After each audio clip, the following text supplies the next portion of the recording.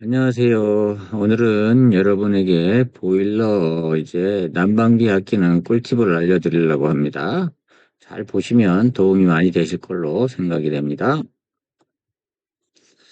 아니 이게 무슨 일이야? 가스비가 40만 넘게 나왔네.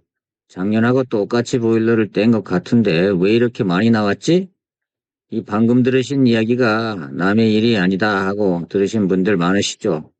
보일러를 새로 바꾼 지 얼마 되지도 않았는데 난방비가 더 많이 나와서 속상해 하시는 어르신들이 많으실 겁니다. 자, 어르신들의 가정을 따뜻하게 만들고 또 쌈짓돈을 지켜드리는 생활 정보입니다. 오늘은 겨울철 보일러 난방비 걱정이시죠? 오늘은 이 난방비 걱정 없이 보일러를 떼는 방법을 알려드리겠습니다. 많은 분들이 잘못된 보일러 설정 하나 때문에 난방비를 2배, 3배로 내고 계십니다. 보일러를 많이 틀어서가 아닙니다. 엉뚱한 버튼을 누르고 우리 집에 맞지 않는 방식으로 보일러를 혹사시키고 있기 때문입니다. 오늘 이 영상 하나로 여러분의 난방비 고지서 숫자를 절반으로 바꿔드리겠습니다. 특히 99%가 모르시는 이 버튼의 진짜 사용법을 아시면 깜짝 놀라실 겁니다. 오늘부터 당장 실천할 수 있는 돈 버는 보일러 사용법 지금부터 시작하겠습니다. 가장 먼저 여러분의 난방비를 2배로 만드는 주범부터 잡아보겠습니다. 바로 보일러 조절기의 실내 모드와 온돌 모드 선택의 문제입니다. 이 두 가지 버튼 그냥 아무거나 누르셨다고요? 그렇다면 이미 작년 겨울부터 수십만 원을 길바닥에 버리고 계셨을지도 모릅니다. 겉보기엔 비슷해 보이지만 이 두 모드는 작동 원리가 완전히 다릅니다. 이걸 해결하는 게 난방비 전략의 첫 걸음입니다. 실내 모드는 조절기 자체에 들어있는 작은 센서가 주변 공기의 온도를 재서 보일러를 켜고 끄는 방식입니다. 예를 들어서 희망 온도를 23도로 맞추면 조절기 주변 공기가 23도가 될 때까지 보일러를 계속 돌리고 23도에 도달하면 멈추는 식입니다. 문제는 이 조절기가 어디에 달려 있느냐 하는 겁니다. 만약 조절기가 찬바람이 숭숭 들어오는 창문 옆이나 차가운 외벽에 붙어 있다면 어떻게 될까요? 이 방은 이미 후끈후끈한데도 조절기 혼자 아이고 추워 하면서 보일러를 계속 돌리는 겁니다. 실제로는 방이 따뜻한데도 센서가 계속 춥다고 느끼니 보일러가 쉴 틈 없이 가동되는 겁니다. 반대로 햇빛이 잘 드는 거실벽에 조절기가 있다면 방바닥은 얼음장 같아도 센서 주변만 따뜻해서 보일러가 금방 꺼져 버립니다. 분명히 보일러를 켰는데 왜 이렇게 춥지 하면서 온도를 더 높이게 되고 결국 난방비는 난방비대로 오르는 악순환이 반복되는 겁니다. 그래서 저는 단호하게 말씀드립니다. 우리가 집 지은 지 10년이 넘었다. 나는 아파트가 아니라 단독주택이나 빌라에 산다. 혹은 창가에 서면 어딘가 모르게 서늘한 기운이 느껴진다. 즉 단열이 완벽하지 않다고 생각되시면 실내 모드는 쳐다보지도 마십시오. 대신 온돌 모드를 사용하셔야 됩니다. 온돌 모드는 공기 온도가 아니라 방바닥 아래 배관을 흐르는 난방수의 수온을 기준으로 작동을 합니다. 쉽게 말해 공기를 데우는 게 아니라 땅, 즉 바닥 자체를 따뜻하게 유지하는 방식입니다.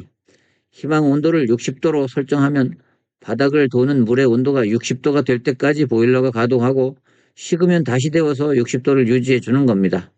이게 왜 훨씬 효율적이냐면 한번 데워진 바닥은 그 열기가 오래 품고 있다가 집안 전체로 서서히 내뿜기 때문입니다. 마치 뜨거운 뚝배기처럼요. 공기는 금방 차가워지지만 한번 달궈진 돌은 쉽게 식지 않는 원리와 같은 겁니다. 그래서 외풍이 있는 집일수록 온돌 모드로 바닥을 먼저 훈훈하게 만들어 두면 보일러가 자주 돌지 않아도 온기가 오래가고 가스 소모량도 훨씬 줄어듭니다. 여러분, 지금 바로 보일러 조절기를 확인해 보세요. 혹시 실내 글자에 불이 들어와 있지 않으신가요? 그렇다면 당장 온돌 버튼을 누르십시오. 그것만으로도 이번 달 가스비가 달라집니다. 자, 이제 두 번째 실수입니다. 바로 예약 모드에 대한 엄청난 오해입니다. 많은 분이 예약 모드 기능을 완전히 반대로 알고 계시는 경우가 많이 있습니다. 혹시 예약 3시간으로 맞춰두면 3시간 뒤에 보일러가 켜지는 걸로 알고 계시지 않습니까? 만약 그렇다면 여러분은 난방비를 아낄 수 있는 최고의 무기를 잘못 사용하고 계셨던 겁니다.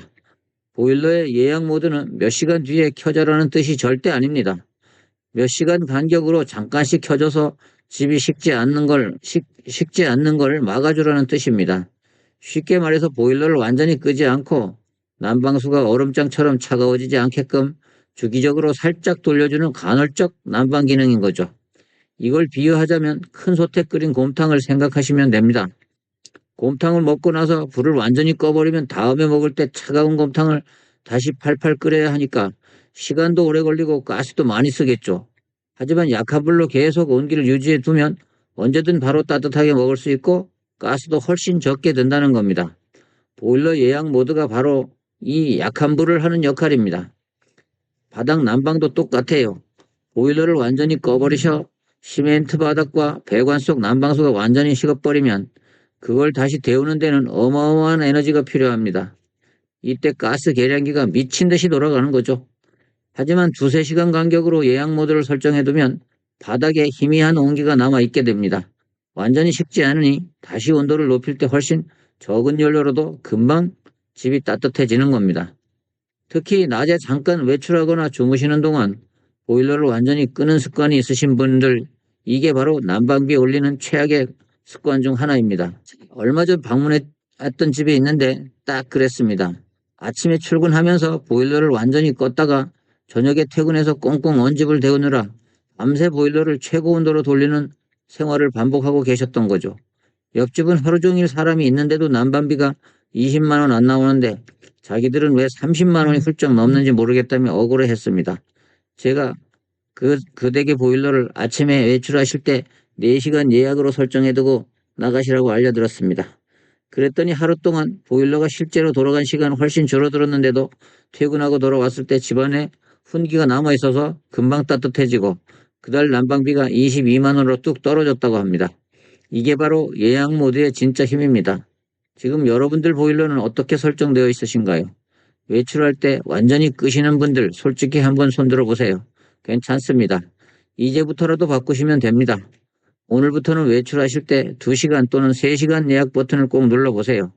여기까지 보신 분들은 이미 난방비 10%는 아끼신 겁니다. 그런데 진짜 중요한 내용은 지금부터입니다. 여러분이 외출할 때 무심코 누르는 이 버튼이 사실은 난방비 폭탄의 주범일 수 있거든요. 바로 외출 모드입니다. 혹시 짧게 장을 보러 갈 때나 출근할 때 습관적으로 외출 버튼을 누르시나요? 그렇다면 이 부분 꼭 집중해서 들으셔야 됩니다. 여러분의 돈이 줄줄 새는 가장 큰 구멍일 수 있습니다. 결론부터 말씀드리면 외출 모드는 난방비 절약 기능이 절대 아닙니다. 외출 모드의 진짜 이름은 동파 방지 모드입니다. 즉 집을 아주 오랫동안 비울 때 추운 겨울 날씨에 보일러나 배관이 얼어 터지는 걸 막기 위해 최소한의 기능만 유지하는 비상 모드인 거죠. 이 모드는 보통 실내 온도가 8도 이하로 떨어지는 극한 상황에서만 잠깐 작동했다가 바로 멈춥니다. 일상적인 정도의 외출에서는 거의 작동하지 않는다고 보시면 됩니다. 그냥 꺼져 있는 거나 마찬가지예요. 문제는 이걸 매일 출퇴근할 때 잠깐 외출할 때 사용하는 경우입니다. 보일러가 종일 멈춰 있으니 그 사이 집안의 벽과 바닥 공기는 돌덩이처럼 차갑게 식어버립니다. 그럼 어떻게 될까요? 여러분이 퇴근하고 집에 돌아와서 외출 모드를 끄고 난방을 시작하면 보일러는 꽁꽁 언 집 전체를 데우기 위해 문자 그대로 사투를 벌이는 겁니다. 마치 냉동실에 있던 고기를 해동하지도 않고 바로 굽는 것과 같습니다. 열을 아무리 가해도 속은 익지 않고 겁만 타는 것처럼 보일러가 몇 시간 동안 최대 출력으로 미친 듯이 돌아가도 집은 빨리 따뜻해지지 않고 가스 계량기 숫자만 무섭게 올라가는 겁니다. 이게 바로 외출 후 난방비 폭탄의 가장 흔한 원인입니다. 따라서 외출 모드 사용에는 명확한 원칙이 있습니다. 337의 법칙이라고 부르는 건데요. 3시간 이내에 짧은 외출은 그냥 평소 설정 온도보다 3도만 낮춰주세요. 23도로 생활하셨다면 20도로만 낮춰두시는 겁니다. 하루 이틀 정도 집을 비우는 경우는 예약 모드를 서너 시간 간격으로 설정해 두는 게 가장 좋습니다. 그리고 7일 이상, 즉 일주일 이상 장기 여행이나 입원 등으로 집을 비울 때 그때만 외출 모드를 사용하는 겁니다. 이 원칙만 기억하셔도 외출 한번 했다가 수만 원의 가스비를 더 내는 억울한 일은 절대 없을 겁니다. 혹시 지금까지 외출 버튼을 사용하셨다면 댓글로 저도 외출 버튼의 배신을 경험했습니다 라고 한번 남겨주세요. 다른 분들은 이 같은 실수를 반복하지 않도록 돕는 좋은 정보가 될 겁니다. 자, 이제 보일러 설정의 마지막 관문이자 많은 분들이 매일매일 돈을 버리고 있는 부분입니다. 바로 온수 온도 설정입니다. 이건 정말 간단하지만 효과는 엄청난 비법인데요. 대부분의 가정에서 뜨거운 물이 잘 안 나올까봐 온수 온도를 늘 고온으로 맞춰서 두고 사용하십니다. 혹시 여러분도 그러시지 않나요? 만약 그렇다면 여러분은 끓인 물을 다시 식혀서 마시는 것처럼 불필요한 가스를 매일 태우고 계신 겁니다. 생각해 보세요. 온수 온도가 60도, 70도 같은 고온으로 설정하면 보일러는 그 온도를 만들기 위해서 많은 연료를 소모하면서 물을 팔팔 끓입니다. 그런데 막상 우리가 샤워를 하거나 설거지를 할 때 뜨거운 물을 그대로 쓰지 않잖아요. 너무 뜨거워서 깜짝 놀라면서 수도꼭지를 찬물 쪽으로 돌려서 물을 섞어 사용하잖아요. 결국 보일러는 온 힘을 다해 물을 데우고 우리는 그걸 다시 찬물로 식혀서 쓰는 아주 비효율적인 행동을 반복한다는 겁니다. 이건 말 그대로 연료의 절반을 허공에 날려버리는 꼴입니다. 전문가가 권장하는 가장 효율적인 온수 온도가 있습니다. 겨울철에는 42도에서 45도 사이, 이 정도면 충분히 따뜻하게 샤워할 수 있습니다. 봄, 가을에는 40도 정도, 여름철에는 35도 정도로만 낮춰도 설거지나 간단한 샤워에 전혀 문제가 없지 않습니까? 만약 조절기에 숫자가 없고 저, 중, 고로만 되어 있다면 무조건 중에 맞추면 됩니다. 손을 대봤을 때 따뜻하다 정도가 아니라 뜨거운데 싶을 정도가 가장 이상적인 온도입니다. 온수 온도를 10도만 낮춰도 가스량을 최대 20%까지 줄일 수 있다는 사실을 꼭 기억해 주십시오. 지금 당장 이제 보일러실로 가서 온수 온도를 확인해 보세요. 작은 습관 하나가 여러분의 가계부에 큰 도움이 될 겁니다. 자, 지금까지 보일러 조절기 설정만으로 난방비를 절반으로 줄이는 비법을 알려드렸습니다. 어떠신가요? 이렇게 쉬운 방법이 있었다니 놀랍지 않으세요? 하지만 여기서 끝이 아닙니다. 지금까지 알려드린 방법만 잘 실천하셔도 난방비 걱정은 크게 더하실 수 있을 겁니다. 하지만 여기서 만족하면 진정한 난방의 고수가 될 수 없죠. 이제부터는 보일러를 넘어 우리 집 자체를 열을 품는 집으로 만드는 환경관리 비법을 알려드리겠습니다. 보일러를 아무리 효율적으로 돌려도 만들어진 열이 밖으로 술술 새어나간다면 아무 소용없겠죠. 밑 빠진 독에 물 붓기입니다. 놀랍게도 우리 집에서 빠져나가는 열의 40%는 창문을 통해 손실된다고 합니다. 그래서 저는 보일러를 바꾸기 전에 창문부터 손보라고 늘 말씀드립니다. 가장 손쉽게 효율적인 방법은 바로 뾱뾱이, 즉 단열 시트를 붙이는 겁니다. 이게 보기 싫다고 안 붙이시는 분들이 많은데 뾱뾱이의 공기층은 외부의 찬 공기를 막아주고 내부의 따뜻한 공기가 빠져나가는 것을 막아 실내 온도를 2도에서 3도까지 높여주는 엄청난 효과가 있습니다. 다 난방비를 20% 가까이 절약해 주는데 미간 때문에 수십만 원을 더 내실 건가요? 뾱뾱이와 함께 밤에는 두꺼운 암막 커튼을 쳐주는 것도 매우 중요합니다. 커튼은 그 자체로 하나의 단열층 역할을 해서 창문에서 들어오는 한기를 막아주는 외투와 같은 겁니다. 바닥에는 카펫이나 러그를 깔아두면 한번 데워진 바닥은 온기가 공중으로 쉽게 빠지지 않도록 꽉 잡아주는 역할을 합니다. 하지만 뾱뾱이나 커튼보다 더 근본적으로 중요한 것이 있습니다. 바로 창틀이나 문틈에 틈새를 막는 겁니다. 눈에 보이지 않는 이 작은 틈으로 황소바람이 들어오면서 실내 온도를 계속 떨어뜨립니다. 그야말로 틈새와의 전쟁을 선포해야 합니다. 다이소 같은 곳에 가면 몇천 원이면 살 수 있는 문풍지나 웨더 스트리핑을 사서 창문과 문이 닿는 모든 틈새를 꼼꼼히 막아주세요. 이것만 잘해도 외풍이 크게 줄어들어 체감 온도가 확 올라갑니다. 그리고 또 하나의 마법 같은 비법이 있습니다. 바로 습도입니다. 겨울철 난방의 성패는 습도 관리에 달려있다고 해도 과언이 아닙니다. 왜 그럴까요? 건조한 공기보다 습한 공기가 열을 훨씬 더 잘 머금고 있기 때문입니다. 똑같은 온도의 찜질방에 가도 바싹 마른 핀란드식 건식 사우나보다 전기가 자욱한 터키식 습식 사우나가 훨씬 더 뜨겁고 땀이 잘 나는 것을 경험해 보셨죠? 바로 그런 원리입니다.